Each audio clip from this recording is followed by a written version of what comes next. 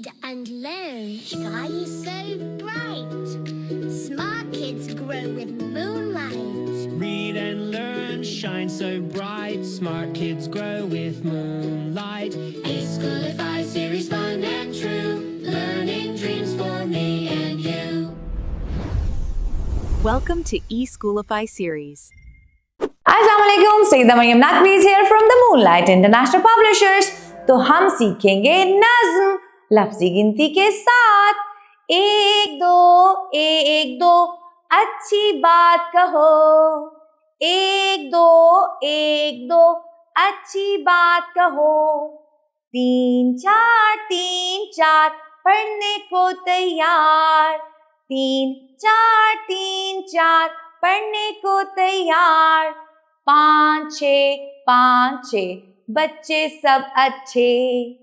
पाँच छः बच्चे सब अच्छे। सात आठ खेलो साथ साथ। खेलो साथ साथ। नौ दस खाओ दूध रस। खाओ दूध रस। अच्छी तरह इस नज़्म को याद करना है। शुक्रिया, अल्लाह हाफ़िज़।